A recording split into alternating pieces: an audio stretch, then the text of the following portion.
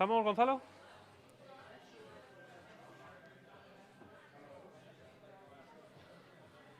Perfecto. Muy bien, pues bueno, lo primero, muchas gracias a todos por venir, bienvenidos a esta segunda meetup que hemos organizado en ERCOL. Esta vez vamos a hacerla con nuestros amigos de Functional.js, en este caso Roberto, que bueno, además de ser coorganizador del grupo de meetup, es uno de nuestros ingenieros. Nos va a hablar de patrones de diseño de orientación a objetos aplicados con programación funcional. Antes de entrar ya en materia y empezar a hablar de programación funcional y de patrones, os voy a contar 30 segundos quiénes somos, qué hacemos y por qué estamos aquí. Bueno, aquí lo veis, esto es ERCOL. ERCOL es era una pequeña startup que ahora ya se ha convertido en una gran scale-up. Es una empresa que empezó en Francia, se expandió por Nueva York, por Sydney. Ahora estamos en Madrid, estamos abriendo un hub de ingeniería. Nos dedicamos a hacer un producto de telefonía para empresas en la nube. Bueno, el lema de ERCOL es The Power of Conversation. La idea es potenciar un poco lo que es la conversación entre clientes y empresas. Y bueno, estamos creciendo, estamos contratando. Luego, si queréis, hablamos, hacemos un networking. Pero que sepáis que estamos aquí y que buscamos talento y buscamos gente. Y sin mucho más, os dejo con Roberto, que nos hable hoy de programación funcional. Pues muchas gracias, Javi. A ver, os voy a explicar un poquito lo que vamos a ver en esta charla. Primero, antes de nada, os voy a presentar características básicas de la programación funcional. Es decir, imaginaos que tenemos como una navaja suiza con muchas herramientas, os voy a sacar alguna de esas herramientas y os voy a explicar cómo son, ¿no? Y después, en el primer punto, en conceptos esenciales, y en el segundo punto os voy a explicar cómo utilizamos esas herramientas en programación funcional, ¿vale? Y luego, con la navaja suiza más o menos descrita, voy a revisar algunos principios de diseño y algunos patrones con vosotros orientados a objetos, cómo los solucionamos con programación funcional. Vale, una nota antes de empezar la charla. Esta charla es como el típico bus que se usa para hacer visitas en las ciudades. Tú te subes al bus, te lleva pues a la Plaza Mayor, a la Puerta del Sol, a la Gran Vía y lo ves todo por encima, ¿no? Como un pequeño paseo, pero no entras en detalle, o sea, te puedo describir un poquito, pero no sabes lo que hay detrás, ¿no? Si en algún momento cuando acabe la charla queréis bajaros del autobús, ir a visitar vosotros el monumento y entrar en profundidad, pues sois libres de hacerlo, pero yo no voy a entrar mucho. Esto va a ser muy por encima, ¿vale? Y a un nivel muy básico. Vale, vamos con el primer punto, características de programación funcional. Os voy a dar un aviso antes de nada. La programación funcional se basa más o menos, su base son las matemáticas, ¿vale? Se basa en el cálculo lambda y en el álgebra de conjuntos, así que tiene una base muy fuerte en matemáticas. Yo no voy a intentar no meterme mucho en matemáticas para no espantaros, porque normalmente la gente cuando empieza por programación funcional se espanta mucho al ver las matemáticas y los palabras que usamos, así que voy a intentar abstraerme de todo esto y explicarlo en un lenguaje muy cercano y más mundano, más de a pie, ¿vale? Vale, conceptos esenciales. Os voy a explicar las pequeñas herramientas de nuestra navaja suiza, ¿vale? La primera, que las funciones son cosas, que utilizamos principalmente la composición, que los tipos que utilizamos no son clases, no tiene nada que ver con las clases de orientación a objetos, sino son conjuntos, y que las funciones son puras. Vale.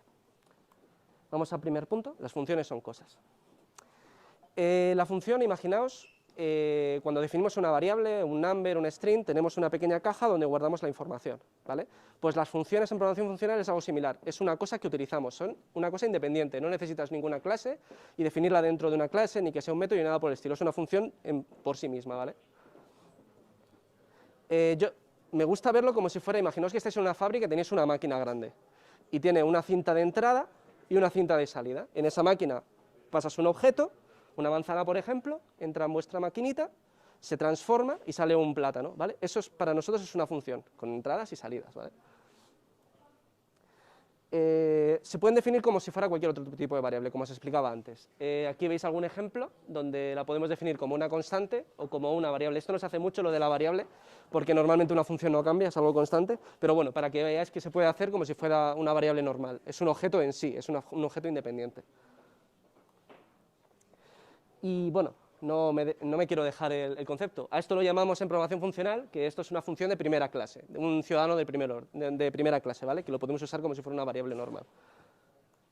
Y también podemos, como hemos dicho antes, las funciones son cosas, así que también se pueden pasar como entradas y salidas de una función, ¿vale? Porque son cosas que se pueden utilizar. y esto lo llamamos en programación funcional un high order function, una función de orden superior, ¿vale? Aquí os pongo un ejemplito, que tenéis vuestra cinta, con la función le pasa un número y sale una función que transforma de números a números, pero esa función es un objeto en sí, ¿vale? Y aquí tenéis el ejemplo en suma valor, pasáis un valor como primer argumento, un número como segundo, y lo que hace es aplicar la función, pero lo que sale de la primera función es la segunda función, ¿vale? Es un poco difícil de ver para alguien que no está acostumbrado, pero bueno, el concepto más o menos se entiende, ¿vale? Esto es, en el dibujo se entiende. Y la segunda opción que tenéis es que podéis pasar una función como argumento de otra función. Tú tienes tu función, entra una nueva función que transforma de numbers a numbers, la aplica y sale un number, ¿vale? Aquí tenéis un ejemplo, le pasamos la función con una firma y la aplica y después le suma un número, ¿vale? Vale, la composición. Nosotros en programación funcional utilizamos composición principalmente, es una de las herramientas más utilizadas, ¿vale? ¿En qué consiste? Pues imaginad que tenemos dos funciones, una función que pasa de manzanas a plátanos y otra función que pasa de plátanos a cerezas, ¿vale? Pues lo que podemos hacer es coger la salida de la primera función y, como son del mismo tipo, engancharla a la entrada de la segunda función. Y a esto lo llamamos componer. Con estas dos las juntamos y creamos una nueva función que pasa de manzanas a cerezas, ¿vale? ¿Qué pasa con esta nueva función? Que yo no sé cómo está escrita. Yo sé que entran manzanas y salen cerezas. Y para mí lo que hay dentro está extraído, es decir, el comportamiento está encapsulado. No necesito saber qué pasa por dentro, solo sé esto. Con esto creamos abstracciones, ¿vale? Hace que sea muy fácil crear abstracciones sin que sepamos el comportamiento de las cosas que pasan por dentro. Y os voy a poner un ejemplito de código que tengo por aquí. Composición, ¿vale? Aquí estoy utilizando la librería de Ramda, que es una librería que nos facilita herramientas para hacer programación funcional, ¿vale? Es muy útil, si queréis tenéis el paquete npm para echarle un vistazo. Y bueno, aquí voy a entrar ya más en detalle. Tenemos la primera función, que lo que hace es que cuando tú le pasas una frase, te saca la primera palabra, ¿vale? Está muy claro, el nombre de la función es dame primera palabra. Tenemos otra función, que con una palabra, que es un string, lo que te hace es contar el número de vocales A que hay dentro de esa palabra, ¿vale?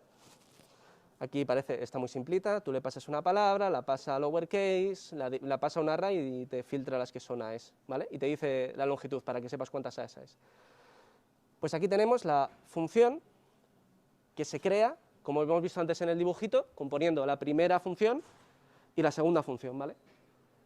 Aquí lo que le pasamos es la primera función, que te coge la primera palabra, la aplica y después le hace la segunda función y engancha las salidas, ¿vale? Y esto es lo mismo que lo que os he puesto aquí en el comentario, de crear una nueva función, llamar primero a dame primera palabra y luego con la salida llamar a la segunda función, ¿vale? Y aquí podemos ver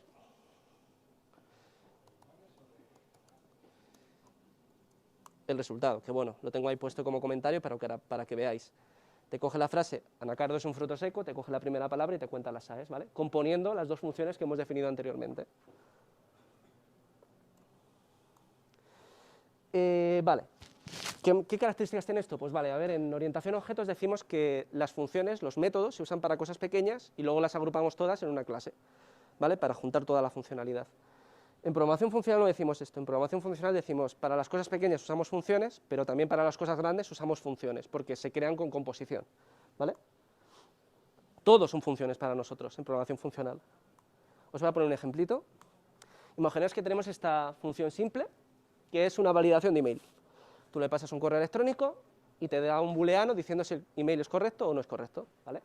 Tenemos esta pequeña función. Pues podemos coger nuestra pequeña función, agruparla componiendo con distintas funciones que sean similares y con esto creamos un servicio.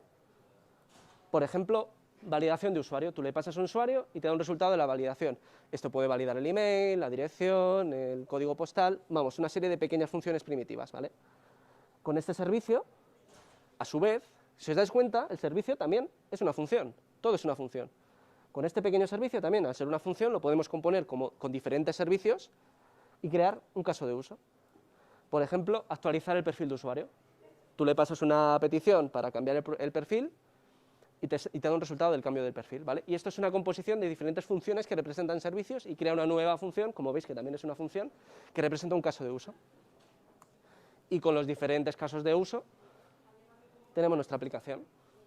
Por ejemplo, una aplicación web que hacemos una petición HTTP y nos da una respuesta HTTP. Y esto también es una función, todo se genera con funciones, poco a poco. Imaginaos que tenemos piezas de Lego, vamos construyendo pequeñas piezas y con los pequeños módulos que tenemos los vamos juntando y vamos creando algo mucho más grande, ¿vale? Vale, otra de las herramientas de nuestra navaja suiza. Los tipos no son clases, son conjuntos. Y esto es un poco confuso para la gente que está empezando en programación funcional, porque lo tiene muy asociado a las interfaces y a las cosas de orientadas a objetos, y no, el concepto es un poco diferente, ¿vale? Un tipo funcional es un conjunto de datos que tiene una característica en común, ¿vale? Por ejemplo, aquí tenemos diferentes valores que representan un conjunto Sol, por ejemplo, y diferentes valores que representan un conjunto Luna. Estas entradas están acotadas y definidas. Nosotros sabemos cuál es el límite y qué valores entran dentro de cada uno de los tipos, ¿vale? Estos tipos pueden ser simples, por ejemplo, un número. Tenemos una serie de números, de entrada y de salida. Pueden ser cadenas, o también podemos definir tipos compuestos, que es una conjunción de los tipos simples, ¿vale? Por ejemplo, el tipo cliente, que se compone de varios strings y un number, y esto es una estructura con diferentes clientes que se le aplica una función y tienes una salida con también clientes, ¿vale? Estos también son tipos, pero el tipo solo representa objetos que tienen una característica en común. Como hemos dicho antes, las funciones son cosas, ¿vale? Y como las funciones son cosas, pues también son un tipo. Yo puedo tener un tipo de funciones que reciben clientes y devuelven clientes. Todas las que cumplan esas restricciones, todo el conjunto de funciones que cumplan esas restricciones forman un conjunto, un tipo, ¿vale? ¿Cuál es la diferencia con orientación a objetos? Que estos solo representan datos, no tienen ningún tipo de comportamiento. Tú no metes ningún método dentro de un tipo de programación funcional, ¿vale? Si quieres crear algo con ese tipo, por ejemplo, imagínate que tenemos una lista y queremos hacer algo con una lista, si queremos hacer algo con esa lista, tenemos que crear una función que reciba listas y devuelva listas, ¿vale? Con el tipo lista. Si queremos añadir comportamientos, creamos una función independiente, que no tiene absolutamente nada que ver con los datos. Solamente la función sabe qué son esos tipos por lo que está recibiendo, por los datos que está recibiendo, ¿vale? Como os he dicho, no se incluye funcionalidad. Y lo mismo, si quieres pasar de la lista string, no tienes un método dentro de listas, no. Tienes una función que recibe listas y da strings, ¿vale? Todos son cosas independientes. Y estos tipos, si tienes un tipo que cumple las restricciones de otro tipo, también se pueden aplicar las funciones que aplicaban al tipo inicial. A ver, por ejemplo, si tenemos un tipo persona que tiene nombre y apellidos, y tenemos un tipo que incluye el nombre y apellidos, y tenemos una función que aplica a persona, por ejemplo, empleado, que tiene los datos de persona y dónde trabaja. Si tienes un tipo que tiene más información que el otro y tienes una función que aplica a persona, puedes aplicarlo también al tipo superior, ¿vale? Porque cumple las restricciones del tipo primero. Al final son restricciones simplemente lo que estamos explicando. Vale, las propiedades estas de los tipos que representan conjuntos hace que puedas aplicar operaciones algebraicas sobre estos tipos, ¿vale? Como por ejemplo el producto, imaginaos que tenemos un tipo persona con un nombre y un apellido, y un tipo fecha que tiene el día, mes y el año. Si hacemos un producto de estos dos tipos, creamos un tipo cumpleaños, por ejemplo, que tiene los datos de una persona y la fecha, ¿vale? Y también tenemos otra operación algebraica que es la suma.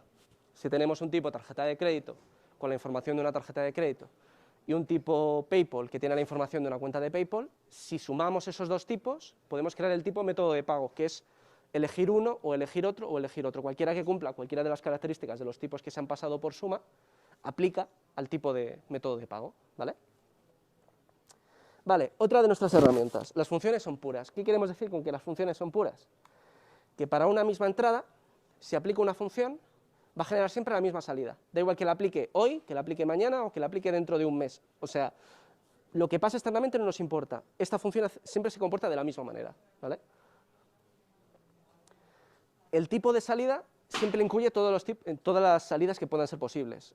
Si decimos que una función devuelve number, solo va a devolver number, no devuelve nada más, ¿vale?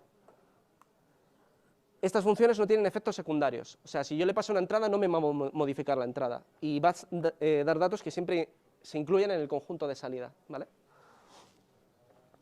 Y lo que buscamos siempre con programación funcional es el principio de la totalidad. Para un conjunto de entradas que recibe una función, siempre para cada una de ellas vamos a intentar que tenga una salida correcta y esperada, ¿vale?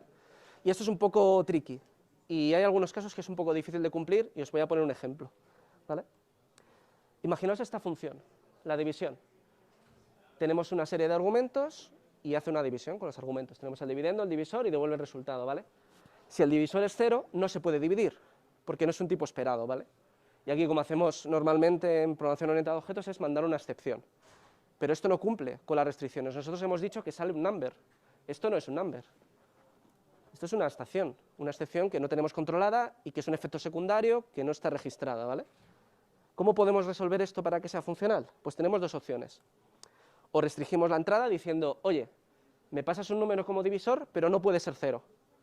Creas un tipo, que con el nombre ya más o menos queda claro lo que le tienes que pasar, lo pones como tipo de divisor y haces la división. Y esperas que el usuario no te pase nunca un 0 o cuando se llame por otra persona no se llame con 0. Lo que pasa es que en TypeScript, como en los ejemplos os lo estoy poniendo en TypeScript, no se puede hacer esto, ¿vale? De momento esto no te falla en el compilador, así que esta opción no la solemos utilizar mucho. Lo que se suele hacer es extender la salida. Podemos definir un tipo maybe que dice, a veces voy a tener algo y otras veces no tengo nada, ¿vale? Por ejemplo, aquí tenemos la división, que recibe el number y el number de dividendo y divisor, pero la salida está extendida. Bueno, puede que te dé un dato o puede que no te dé nada. Si el divisor es 0, te devuelvo nada, porque no he podido aplicar la función, y si no es 0, hacemos la división normalmente y la pasamos como que hay algo, ¿vale? Y ahí están los ejemplos. Si divido 6 entre 2, me da que hay algo que es un 3, si divido 6 entre 0 es nada, porque no podía aplicar la función, ¿vale? Vale, pues ya os he explicado más o menos todas las herramientas de nuestra navaja suiza, ¿vale?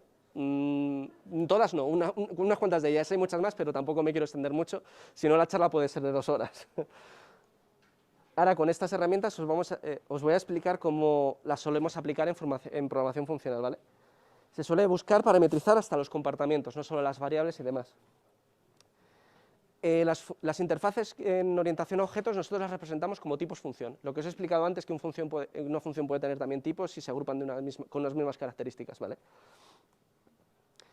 Buscamos que haya funciones de un parámetro, ahora os comentaré por qué, y la aplicación parcial, que también os comentaré después cuando lleguemos. Parametrizar comportamientos, vale. Imaginaos esta función. Vengáis del paradigma que vengáis. Vosotros tenéis un imprime lista que recorre los elementos de una lista y los imprime. ¿Qué pasa si mañana tengo que cambiar la lista? Pues tengo un problema, porque esto está hardcodeado aquí, ¿no? Que estén los datos aquí hardcodeados me permite que no sea flexible y que no pueda aplicar las cosas como yo quiero, ¿no? Y si mañana hay que cambiarlo es un problema. Así que, ¿qué hacemos? Pues decimos, vale, pues este argumento, esta lista, la vamos a pasar como parámetro. Pero si vienes de la programación funcional dices, vale, y si mañana tengo que cambiar el logger y no es un console log, es otro logger, otra librería, o si tengo que enviar el dato o tengo que hacer otra cosa, esto está hardcodeado, este comportamiento me obligas a hacerlo de esta manera, ¿no? Y esto es algo feo, esto no es chirría, ¿no? Así que lo que podemos hacer, como hemos dicho antes, que las funciones son de orden superior, que las puedes pasar como argumentos, podemos pasar este argumento como parámetro, podemos pasar esta función como parámetro, y así el comportamiento está parametrizado, ¿vale? Esto se busca mucho en programación funcional. Más cositas que hacemos con la programación funcional, representar las interfaces como tipos función, ¿vale? En orientación a objetos decimos que hay que programar hacia las interfaces, no hacia la implementación, para que sea un comportamiento más flexible y puedas cambiar entre diferentes instancias que tengan la misma interfaz, ¿no? En programación funcional hacemos algo similar, programamos hacia el tipo función. Nosotros sabemos que nos tiene que venir una función que tiene unas ciertas entradas y unas ciertas salidas, y todo lo que cumplan esas restricciones deberían encajar con nuestras funciones, ¿vale? El tipo función hace la capa de abstracción, como hemos visto antes. Vale, más cositas. Funciones de un parámetro. Tenemos un problema, ¿vale? Cuando hacemos composiciones solo se puede aplicar a funciones de un solo parámetro. ¿Y esto por qué? Una función puede tener varios argumentos, pero solo una salida. ¿Qué pasa si cogemos una función que tiene varios argumentos? Una función que saca una salida y la queremos enganchar a otra función que tiene varios argumentos. Pues le van a faltar argumentos porque solo has sacado una salida. Le falta información y cuando lo vayas a llamar te va a dar error, va a dar algún error. ¿Cómo solucionamos esto desde la programación funcional? Pues hemos dicho que las funciones son cosas. ¿Qué hacemos? Pues pasamos la función, devolvemos una función. Si nos faltan argumentos, devolvemos una función que pide los siguientes argumentos hasta que sea completa y pueda llamarse, ¿vale? Aquí tenemos un ejemplo. Aquí tenemos la función normal definida. Aquí hemos dicho que las funciones son cosas para que veáis que se pueda representar como una cosa y aquí decimos, vale, queremos que solo tenga un argumento, ¿vale? le pasamos solo un argumento, y devuelve otra función que espera que le pases al siguiente para poder ejecutarse. Y esto funciona de la misma manera que la función original. Lo que pasa es que al llamarse cambia un poco, pero al final hace el mismo comportamiento. Está sumando dos números y está recibiendo un solo parámetro, ¿vale? Como veis, lo que os he dicho ahora, que la función de comportamiento es el mismo, y solo cambia la forma de invocarla, y lo que se suele hacer es, si tenemos una función con n parámetros, decimos, vale, pásame el primer parámetro y te devuelve una función, me pasas el segundo parámetro, te devuelve una función, y así hasta que tengas todos los parámetros, aplicas la función. Y esto lo llamamos en programación funcional currificación, ¿vale? Y esto permite también la aplicación parcial. ¿Qué es la aplicación parcial? Vemos aquí un poquito por encima, nosotros, ¿ves? Aquí es cómo se llama la función que habíamos definido antes, que tiene dos argumentos, pero los pasamos primero uno y después el otro. Al final es muy similar, ¿vale? Y podemos hacer que decir, mira, como siempre vamos a llamar a suma con el primer argumento 1, podemos aplicarlo parcialmente. Bueno, a veces nos interesa que esté aplicado siempre parcialmente el primer argumento, pues lo aplicamos y esto nos devuelve una función que podemos guardar y utilizar en más sitios. Ahora lo vamos a ver en detalle, ¿vale? Aplicación parcial. Os voy a enseñar un ejemplito para que se vea claro cómo se hace, ¿vale? Vamos a abrirlo aquí. Aplicación parcial. Vale. Voy a dejar un poquito más de espacio para que podamos ver bien. ¿Vale? Aquí tenemos una función imprime, que lo que hace es, dado un saludo y dado un nombre, te lo imprime. Muy simple, ¿vale? Tiene dos parámetros. Con esto no lo podemos componer, es un problema. Así que vamos a currificarlo y vamos a crear la imprime currificada, que recibe un saludo y si le faltan argumentos recibe otra función que recibe el nombre y luego hace la aplicación. Y las salidas de las dos son las mismas, pero se llaman de manera diferente, ¿vale? Ahora, imaginaos que siempre vamos a saludar con hola, mi nombre es. Pues lo que podemos hacer es aplicar el saludo primero y esto nos va a devolver una función que siempre va a saludar con ese nombre. Y con los nombres que le vayas pasando, como veis aquí, saluda hola Juan, saluda hola Isabel, saluda hola Eva, siempre va a pasar el primer argumento. Hace que el primer argumento como que se guarde, ¿no? Se aplique en esa función y te devuelve otra función que siempre lo va a aplicar, ¿vale? También lo podemos hacer al revés. Imaginaos que siempre vamos a saludar a Antonio, pero queremos cambiar el nombre la forma en la que la saludamos, ¿no? Podemos aplicar parcialmente el segundo argumento y esto nos va a devolver una función, bueno, hemos generado una función que recibe el saludo y dependiendo del saludo cambia la salida, ¿vale? Y aquí tenemos los ejemplos. Tenemos la forma de saludar primera y la forma de saludar segunda, ¿vale? ¿Qué permite esto? Si tenemos funciones parcialmente aplicadas, las podemos, por ejemplo, usar en un map. Tenemos una lista de nombres, si queremos hacer siempre el mismo saludo, pues hacemos un map con los saludos, ¿vale? Vamos a verlo. Aplicación parcial. Y aquí tenemos, como os he dicho antes, las dos se llaman igual, imprime y imprime currificada hacen lo mismo, ¿veis? Aquí estamos aplicando parcialmente el hola, mi nombre es, y la llamamos con Juan, Isabel y Eva, y genera toda la salida, ¿vale?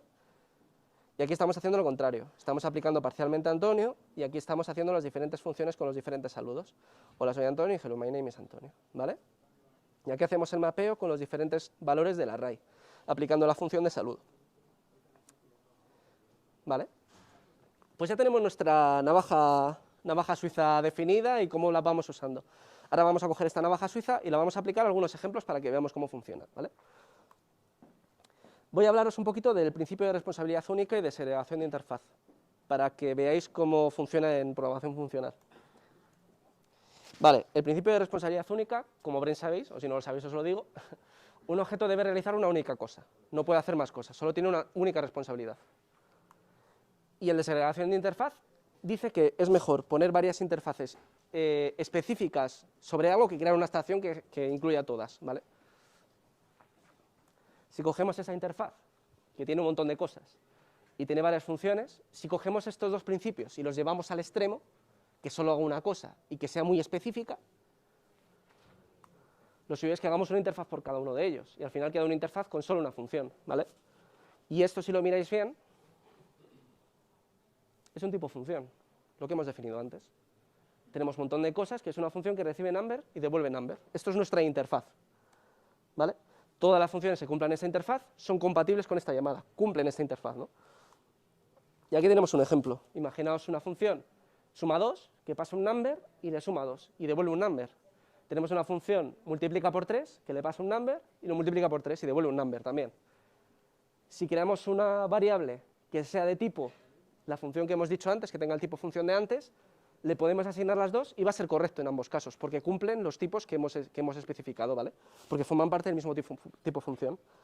¿Qué ha pasado con esto? Que el principio de responsabilidad única y de segregación de interfaz están casi por defecto en programación funcional, porque es lo que se busca, ¿vale? Que sea todo lo más simple posible y tengan tipos específicos para cada tipo de función. Vale, ahora vamos a ver el patrón strategy, ¿vale? Con un ejemplito para ver cómo se aplica en programación funcional.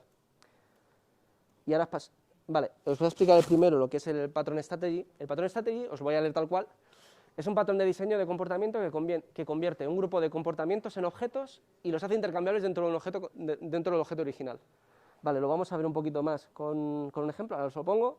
Primero lo suyo es que definamos una estrategia dentro de un objeto, una estrategia que se va a aplicar dentro de un objeto general, lo creamos dentro de un objeto.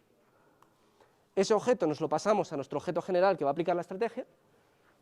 Este objeto general coge el objeto pasado en el constructor y lo asigna en una variable, en un atributo que tenga dentro de la clase, y luego dentro de un método lo va a llamar para aplicar la estrategia, ¿vale? Es un poco así, ¿no? Lo vamos a ver en el código.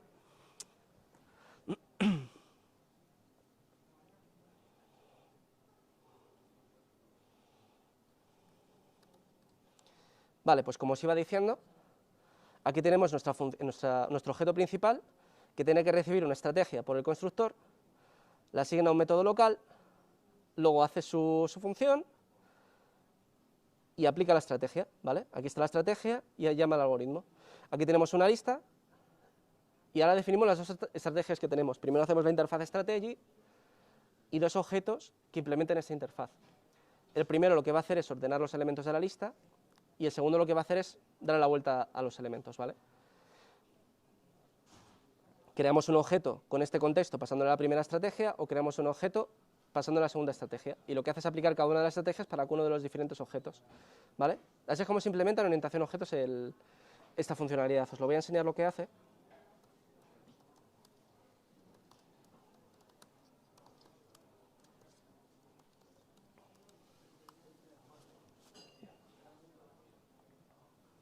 Vale, como veis, primero hace la primera estrategia, que es ordenar los elementos, y luego hace la segunda estrategia, que es ponerlos al revés, ¿vale?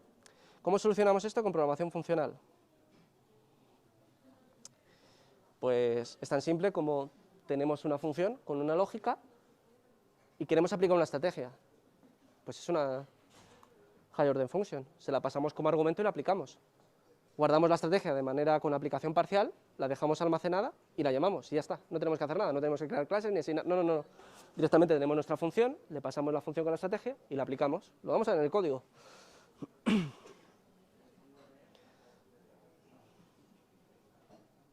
Vale, os voy a abrir las dos para que se vean la diferencia.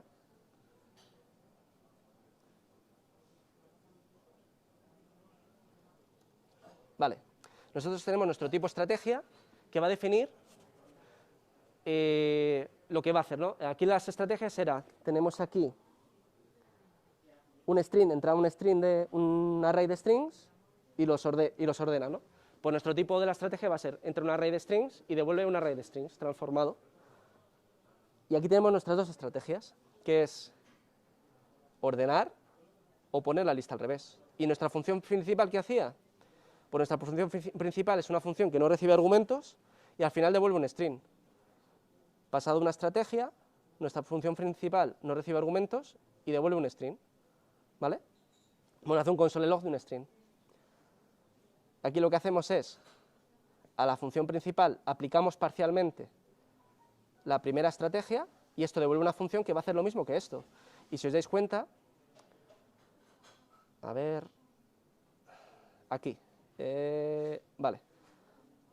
Aquí la estamos llamando de la misma manera. Nosotros cogemos nuestra estrategia, nuestra función y la llamamos, sin argumentos y sin nada, y ya se aplica. Y lo mismo con la segunda.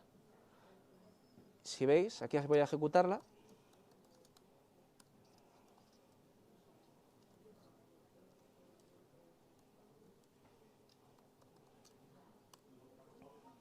Y tiene el mismo comportamiento, porque al final estamos haciendo lo mismo. ¿Qué pasa? Que nos hemos ahorrado crear una clase, nos hemos ahorrado crear un par de clases, crear la asignación, pasarlo por constructores y nada más. Aquí directamente lo aplicamos, y si veis, 25 líneas de código y aquí son 43. ¿vale? Ahora vamos a ver el patrón decorador, otro ejemplo más, ¿vale? Os lo voy a leer, como antes. Decorador es un patrón de diseño estructural que permite añadir dinámicamente nuevos comportamientos a objetos colocándolos dentro de objetos especiales que los envuelven. ¿Eso qué quiere decir? Que nosotros tenemos un objeto que hace un comportamiento y queremos wrapearlo dentro de otro objeto que hace otro comportamiento y luego llama a la original, ¿vale? O sea, lo que hace es un wrapper. Os lo voy a enseñar en el código.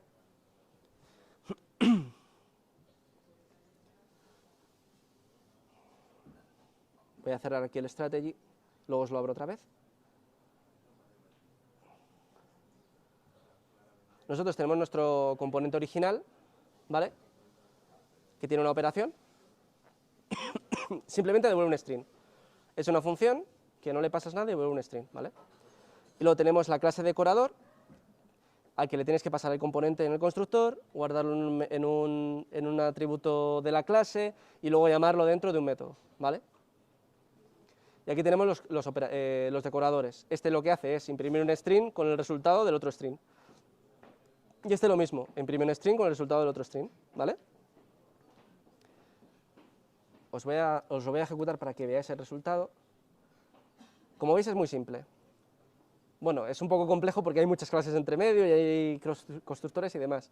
Pero el comportamiento es simplemente wrapear el comportamiento original, ¿vale? Pasándole el componente concreto. Aquí lo que hacemos es llamar al comportamiento original, que simplemente va a imprimir este string, ¿vale? Y aquí lo que hacemos es coger el comportamiento original, decorarlo una vez, y con lo que nos ha devuelto, decorarlo otra vez y pasarle el comportamiento del B, ¿vale? Y luego llamamos a todo, lo que tendría que hacer es poner el comportamiento del B, poner el comportamiento de A a la A y poner el comportamiento original. Vamos a ver el ejemplo.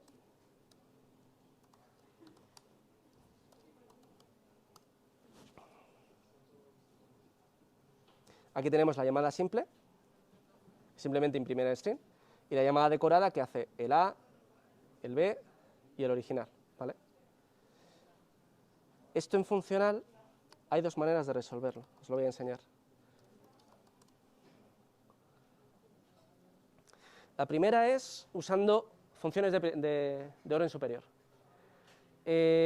Podemos pasarle la operación original a otra función que tenga la misma firma, que no reciba nada y devuelva un string, o sea, que haga lo mismo, y como está extraído nos da igual.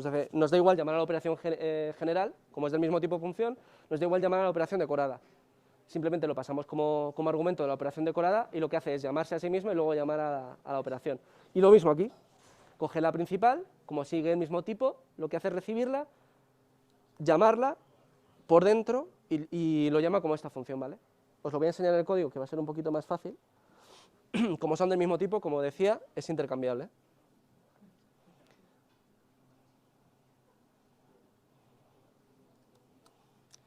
Vale, tenemos lo que hemos dicho, la operación principal lo único que hace es no recibir nada y devuelve un string.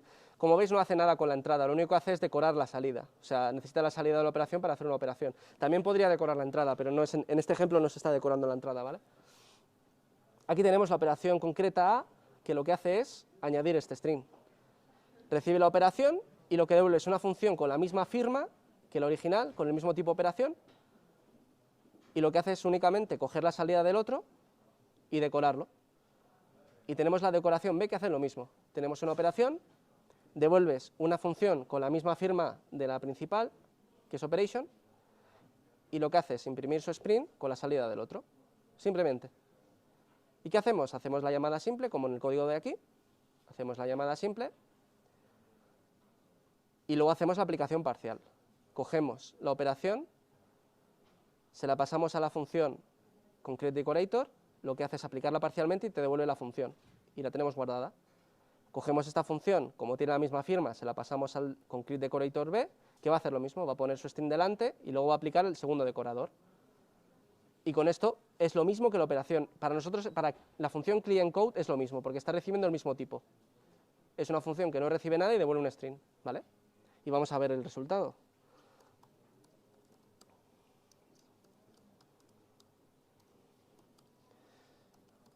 De la versión 1. Como veis,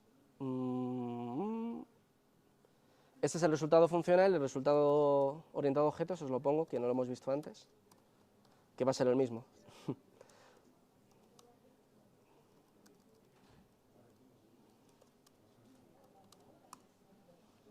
Si ves, tiene el mismo comportamiento. 30 líneas de código y estos son 50 líneas de código. Al final estamos haciendo lo mismo, simplemente utilizando aplicación parcial, ¿vale? Pero esta no es la única forma de resolver este patrón. También podemos hacer composición.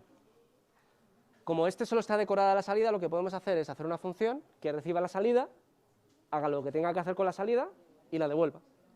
Y luego esa salida la componemos con otra que haga lo mismo, que coja la salida de entrada, haga lo que tenga que hacer y saque un string. Si componemos todas esas funciones, al final se crea una operación decorada que tiene la misma firma que la operación original, con lo cual, para el que la está ejecutando es invisible, es una abstracción, está ejecutándose de la misma manera, ¿vale? Vamos a verlo en el ejemplo.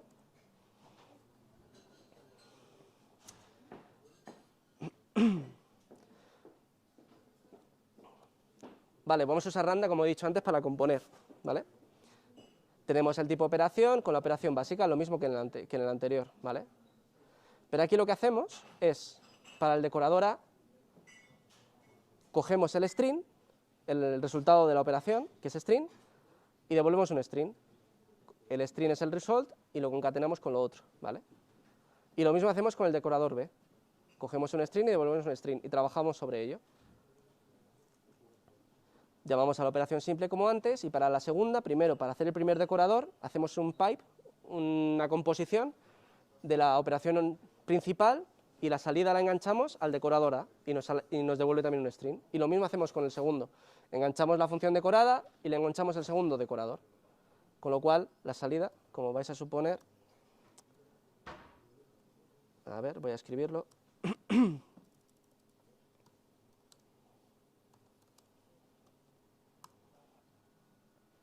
Como veis, la salida es la misma, ¿vale? Y bueno, voy a hablaros un poco del factory. Lo que pasa es que el patrón factory como que no tiene mucho sentido en funcional, porque habla de creación y cómo se crean los objetos, y en funcional no hablamos de objetos y los objetos no existen, ¿no? Pero voy a poneros un ejemplo para ver cómo se soluciona. ¿Qué dice el patrón factory? Factory method es un patrón de diseño creacional que resuelve el problema de crear objetos de productos sin especificar sus clases concretas. Es decir, creamos objetos específicos que cumplan una interfaz, ¿vale?, con una operación, con su lógica, y después tenemos que crear una clase abstracta que los crea, esos objetos específicos, que tiene un método que se llama factory, que hace es generar esos objetos de una manera independiente, sin saber cuáles son las clases que lo están implementando, ¿vale? Vamos a verlo mejor en el código, que se va a ver más claro.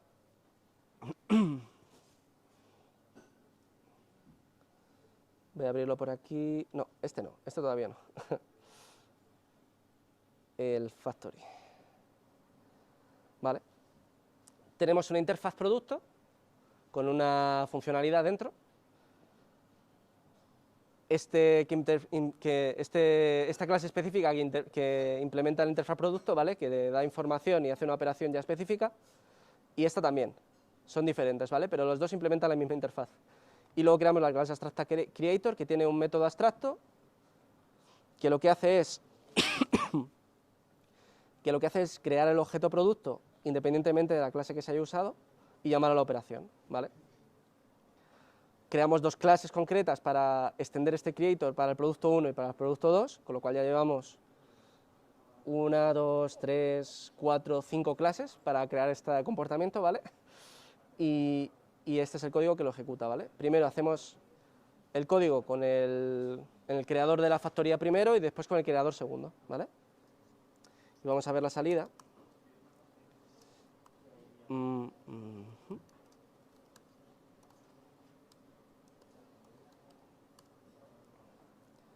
Vale, el primero se ha creado con el 1, como veis aquí tiene el resultado de la operación y los datos del primero. Y el otro tiene el resultado de la operación y los datos del segundo, los tenéis aquí. Este es el resultado de la operación, que es el general, con los datos del primero o del segundo. ¿Vale? Del primero o del segundo. Vale, ¿cómo resolvemos esto de manera funcional? Pues como os decía antes, en funcional no tiene mucho sentido, porque No necesitamos objetos, no necesitamos constructores, no necesitamos ocultar objetos. Lo único que hacemos es hacer abstracciones con funciones de orden superior, componerlas y aplicarlas parcialmente. Vamos a hacer todo esto para simular lo mismo que hemos hecho con el factory, ¿vale?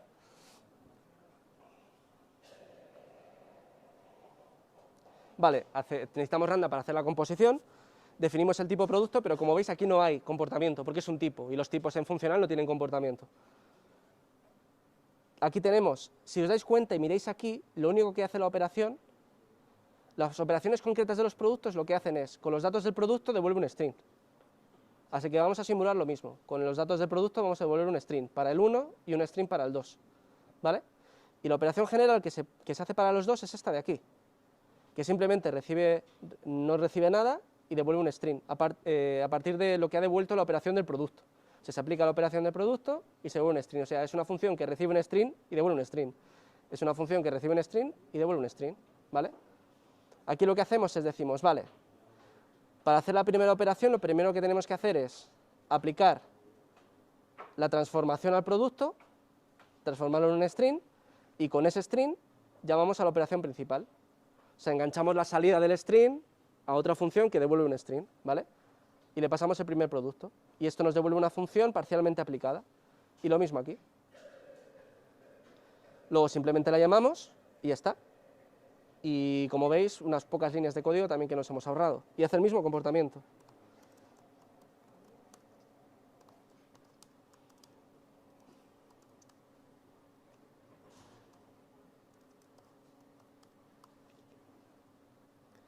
Como veis, hace lo mismo. ¿Vale? Y bueno, esto sería toda la charla. Aquí están las fuentes que he utilizado. Este vídeo que está muy bien, me he basado casi todo en eso porque el hombre que la da es un crack, hablando de programación funcional, y algunas fuentes para sacar información acerca de programación funcional y de patrones de diseño, ¿vale? Y bueno, también quería hablaros un poquito de nuestro grupo de funcional. Ahora mismo estamos planeando hacer una serie de eventos que teníamos planeado durante la pandemia, pero bueno, llegó la pandemia y al final no pudimos aplicarlos, que íbamos a hacer un pequeño curso para introducir a la gente en cosas funcionales. Tenemos una guía de inicio en el Medium de Maurice, que es uno de los colaboradores también, y nuestros datos de contacto y nuestro repositorio, por si queréis entrar a mirar. Y nada, muchas gracias, y si tenéis alguna pregunta, alguna duda, pues sois libres de preguntar.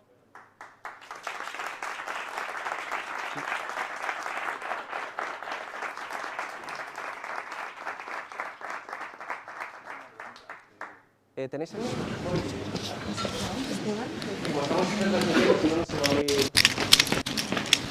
Perfecto. ¿Preguntas? Ahí. ¿Está activado? Sí.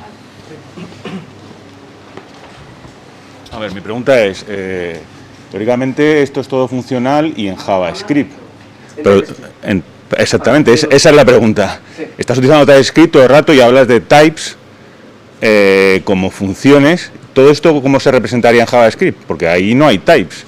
No podrías hacer la programación funcional directamente en JavaScript porque, o sea, sería ya no habría errores a la hora de programar, digamos. Tendrías que tú saber qué estás metiendo todo el rato. Exactamente, no te va a ayudar tanto el entorno, va a ser un poco más complejo, pero al final se aplica de la misma manera. Sí, es la misma idea. Tienes que tener todo en la cabeza, claro. Tienes que tener toda la idea. O sea, Sí. que utilizas el TypeScript simplemente Para que te ayude el entorno, para saber si los tipos están cumpliendo como tú esperas, si las entradas y salidas están acotadas, para definir ese conjunto de tipos, ¿no? Vale. Y una segunda pregunta. Cuando Sí. hablas de composición de funciones, Sí. yo siempre he entendido que la composición de funciones es meterle una función a otra función como parámetro. Pero tú estás utilizando ahí la librería y utilizando el pipe, que es lo que hacen ahora los observables y toda la pesca esta Sí, con los pipes. sí. ¿Y eso por qué se hace? ¿Por qué se ha cambiado esa manera de...? ¿Eso sigue siendo composición de funciones? Sí, claro, o sea, al final la composición de funciones es enganchar una salida de una función a la entrada de otra. Correcto. Y pipe lo que hace es realmente eso, te coge la salida de la primera función y la pone en la segunda, ¿vale? Pero Podemos usar compose, pero sería al revés. Primero tendrías que poner las que primero se aplican y después las últimas. ¿Pero ¿y eso por qué ha cambiado ese paradigma? ¿Por qué de repente todo el mundo No, utiliza realmente pipe? siempre ha sido así, realmente. Siempre ha sido así. Sí. Cuando tú tienes un observable, lo que está Hola, ¿qué tal? ¿Qué tal? Cuando tú tienes el observable, lo que estás haciendo pipe es sobre el objeto. Al final un observable es una estructura inmutable que se va mutando sobre funciones. En los pipes que tú vas teniendo son funciones que van... Intenta hablar al micro, que si no, no se te oye. Son funciones que van modificando ese observable, pero como es una estructura inmutable, y esa es la composición que se hace. Eso lo sé, pero antes no se hacía así. El PI vino a partir de JRSX, no sé qué. No versión. necesariamente, o sea, es decir, en JavaScript se ha adquirido muy recientemente. Al final los observables son un tipo de dato algebraico que se llaman funtores y monadas. Sí, lo sé. Y esto viene existiendo desde hace mucho tiempo.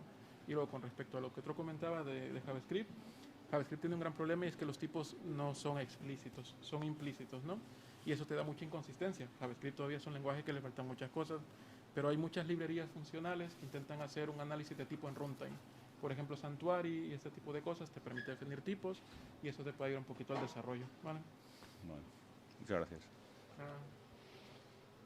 ¿Alguna otra pregunta? Sí, pues pasa el micro por fin. Lo único que me ha quedado un pelín menos claro fue cuando enseñaste el tema de las excepciones. Yo estoy acostumbrado en orientación a objetos y Java, por ejemplo, a diseñar con excepciones y a... bien hecho, ¿eh? O sea, Sí. entonces, quiero decir que hay muchas maneras.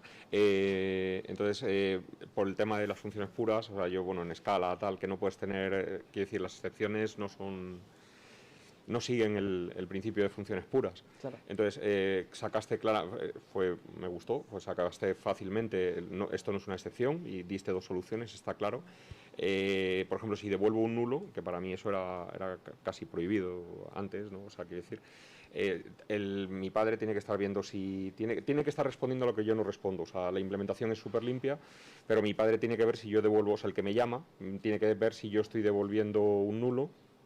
Realmente no es un nulo, es una estructura que se puede representar con null, pero como tú quieras, Bueno. es un tipo known, que no hay nada, pero no es null. Tiene que estar viendo, bueno, tiene que estar viendo si es known, o con un if tal, Sí. o de valor por lo menos.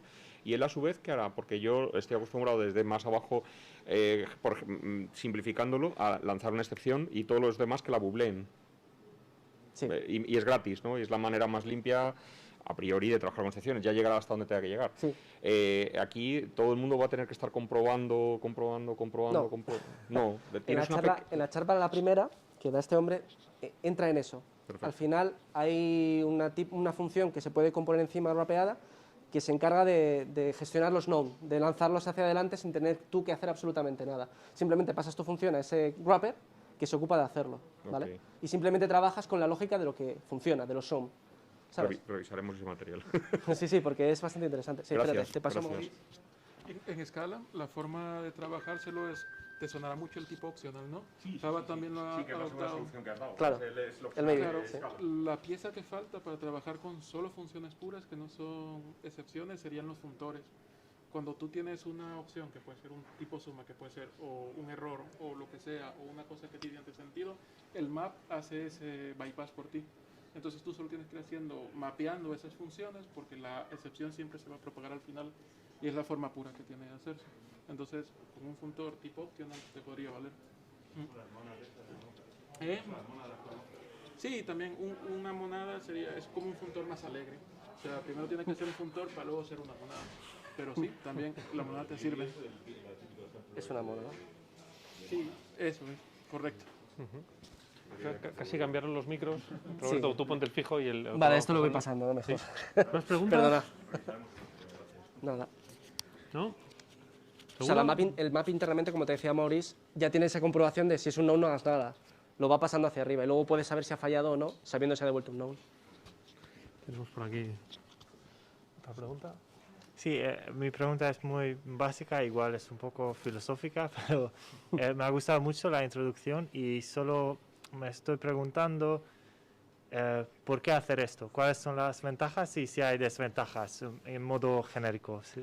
Pues te voy a pasar a Maurice porque lo está haciendo actualmente en DBVA y puede decirte lo que van mejorando y lo que está pasando. Perfecto.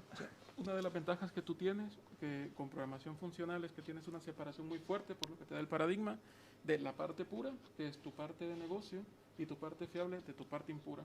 Un programa, para que tenga sentido, tiene muchas piezas, ¿no? Piezas que son de lógica, otras piezas que son side effect. La programación funcional tiene una separación súper radical que te obliga pues a tener tu parte confiable muy separada de tus programas. Entonces, eso te ayuda a hacer unos diseños muy limpios, y aparte de eso, como se compone por pequeñas unidades, nada puede ser más pequeño que una función. También te da unos diseños muy desacoplados, ¿vale? ¿Qué pasa? Que con esta parte que hemos visto, sí faltan muchas abstracciones que nos solucionan los problemas. Por ejemplo, un programa que no tiene un side effect no tiene sentido. O sea, ¿por qué? Porque es un cómputo que se quema en el ordenador y muere. Hay más abstracciones, ¿no?, que nos dan las teorías de categorías, pero principalmente son dos. Los programas son más modulares, son menos desacoplados, o sea, sí, están menos acoplados, y aparte son muy resilientes, porque como se componen de las piezas mínimas, es muy cambiarlo. Aparte son muy cambiables porque como tú te comunicas por interfaz, es decir, la entrada de una función tiene que ser de un tipo y la salida de otro, si tú la desenchufas y pones otra, pues puedes sustituir muy fácilmente las piezas, ¿vale? Entonces te permite mantenibilidad, escalabilidad, y te permite mucha consistencia en tu sistema, ¿vale?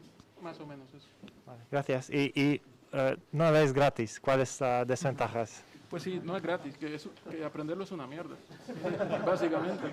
O sea, supone un esfuerzo y una curva de aprendizaje, pero no porque sea difícil, sino porque nosotros venimos con una base que ya viene muy orientada a la programación orientada a objetos. Entonces, ya en nuestra propia percepción, la mutación es algo normal. Entonces requiere mucha disciplina, y aparte de eso, en los lenguajes en los que nosotros nos movemos, no hay tanta literatura que sea buena. Es decir, tú para aprender programación funcional bien, debes salir de JavaScript. Tienes que irte a un lenguaje como PureScript, como Haskell, y eso pues implica una disciplina. La ventaja que te da es que una vez que tú ya tienes cierta base y has adquirido un conocimiento, tu capacidad de abstracción crece mucho, ¿no? Y al final es como una droga. Es decir, cosas que tú pensabas que las podías hacer sin programación funcional, ya no quieres vivir sin ellas. O sea, a mí a día de hoy me dicen, no uses tipo de datos algebraicos, y digo, pero ¿por qué tengo que trabajar a bajo nivel? Y esa es la diferencia. La programación orientada a objetos te permite unas abstracciones a muy alto nivel, que cuando estás haciendo otro tipo de programación como orientado a objetos o cualquier otro tipo de programación, ¿no?, tú dices, esto es muy bajo nivel, aquí no hay abstracciones, todo tengo que hacerlo yo, y esa es la ventaja básicamente. Pero aprenderle es una mierda, ¿vale? Pero vale la pena. Gracias. Para alguien que está empezando, ¿tú le aconsejarías empezar por funcional para no tener ese problema que tenemos todos? Yo creo O sea, yo creo que son ambos paradigmas necesarios. Pero básicamente tú has dicho claramente lo que nos pasa a todos, que venimos de la orientación imperativa, orientada a objetos, lo que sea, y cuando llegamos a funcional nos volvemos locos con la recurrencia y toda la pesca. Ajá, eso. Entonces, si alguien que va a empezar y quiere aprender a programar, digamos, le dirías que programar primero en funcional, aprender a programar primero en funcional y luego ya, si acaso, que se pase a la parte fácil de objetos. Yo creo que no. O sea, yo creo que es un error que una persona que está comenzando a aprender en funcional. O sea, que todos tenemos que pasar, todos tenemos que pasar por la miseria de hacernos un lío. Es que fíjate, justo estoy con esa cosa porque mi novia se ha metido a aprender a programar, y digo yo, ¿y si le enseño funcional? Pero no, o sea, al final no tiene mucho sentido, porque primero hay que adaptar el pensamiento, y una vez que el pensamiento está adaptado, tú ya debes optar por nuevas técnicas, ¿no? Al final toda la literatura y todo lo que es el desarrollo mainstream, ¿no?, pasa por programación orientada a objetos. Creo que no está bien que una persona aprenda de base, a no ser de que sea matemático, porque claro. Una persona que tiene una base matemática, pues le es muy sencillo porque es natural para él, pero yo personalmente no lo recomendaría. Pero si ya se tiene una base y se quiere aprender programación funcional bien, yo recomiendo que se lean nuestros pods de Medium, porque hemos hecho un esfuerzo muy grande porque sea práctico. Es decir, uno de los principales problemas que tiene la programación funcional es que no encuentras ejemplos prácticos.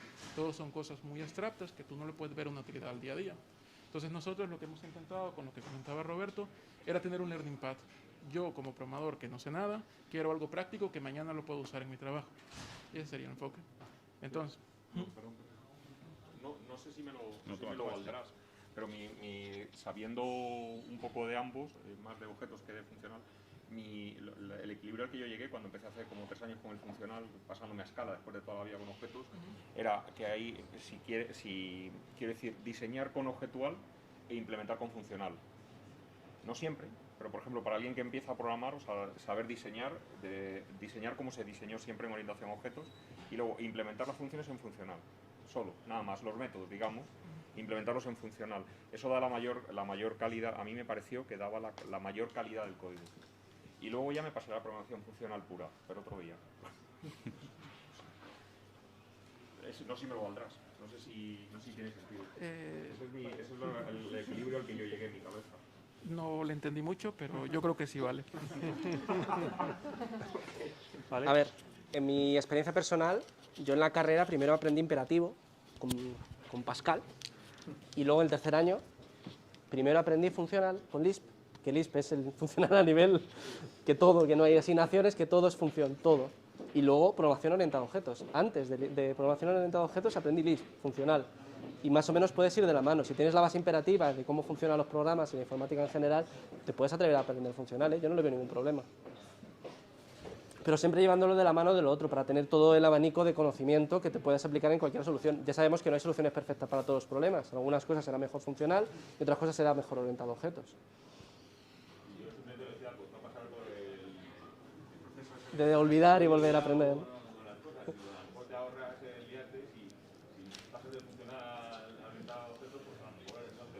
Claro, el problema es que también te va a pasar al revés. Si estás aprendiendo funcional y vas a pasar a orientado a objetos, a lo mejor no te parece natural y dices, ¿cómo es esto, no?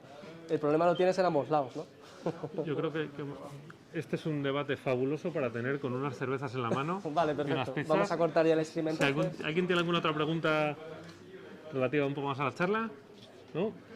Pues muchas gracias a todos. Muchas gracias. Gracias a Maurice, que ha contestado muchas preguntas. Él también es organizador del grupo Funcional JS. Gracias por la presentación, por contestar todas estas dudas. Y bueno, ahora tenemos pizzas, cervezas y, digamos, un rato de charla. Gracias.